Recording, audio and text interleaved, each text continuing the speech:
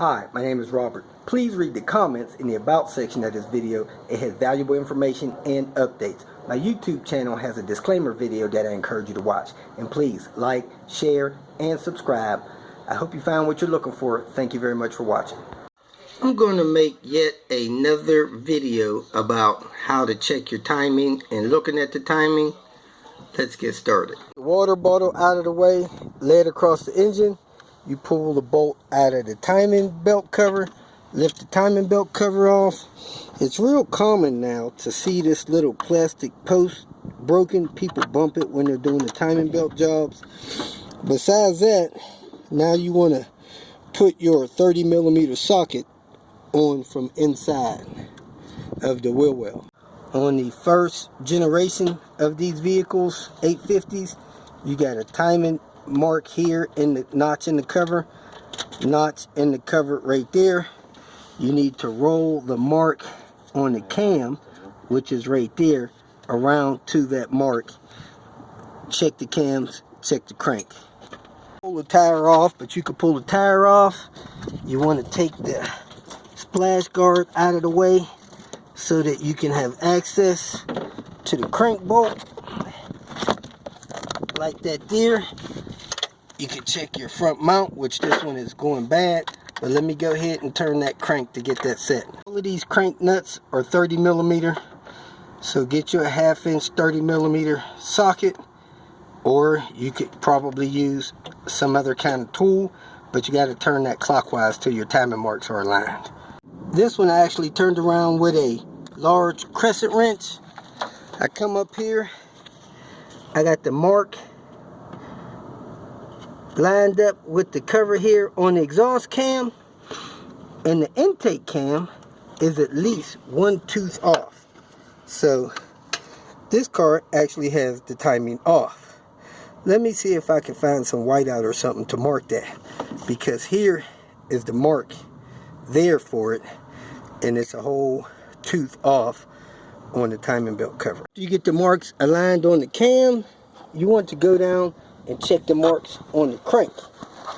Of course, that crank sprocket should be aligned in there with that dimple right almost in the middle. Right in the middle where that dimple is, you should see 2 lines on the crank, which is the timing belt mark.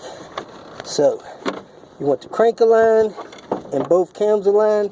If they're not aligned, you want to fix it. They may be 1 or 2 teeth off. When you're doing this, you really want to align the crank.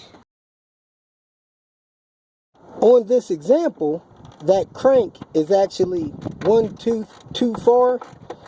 So if I turn the crank back a tooth, this intake cam will align and will be aligned properly, and that exhaust cam is what will be 1 tooth off.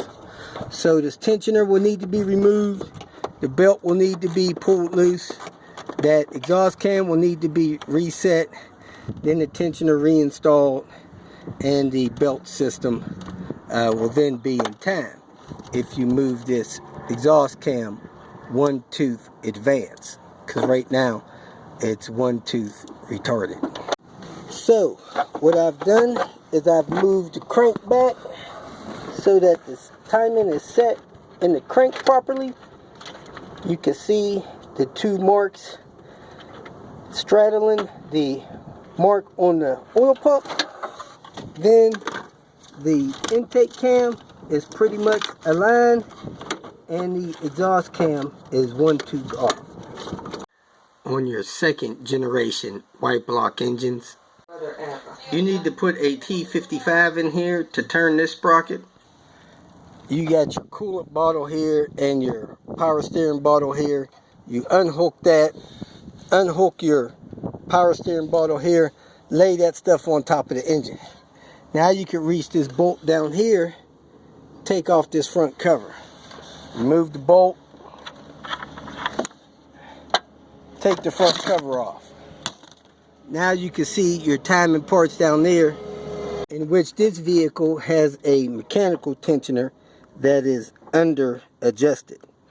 This nipple on this mechanical tensioner should be right in the middle of that guide like that, because it is approximately 65 degrees here. So this belt is looser than it should be.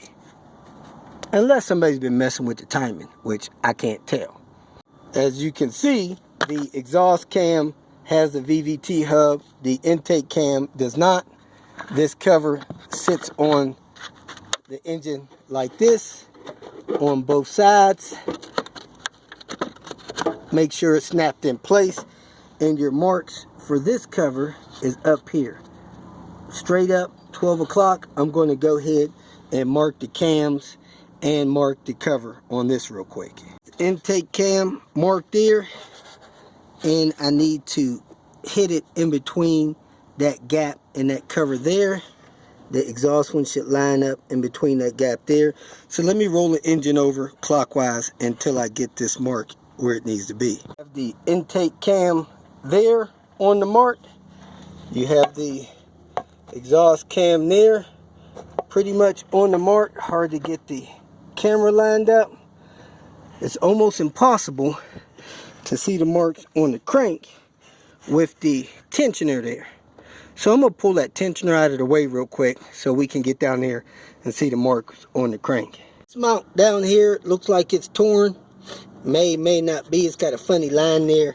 At any rate, when that mount is good, it's easier to see the marks on the crank. But you could take those bolts loose, wedge the engine up, put this bolt and this hole on the engine in this position. That raises the engine up where it's easier to replace the water pump and see down there.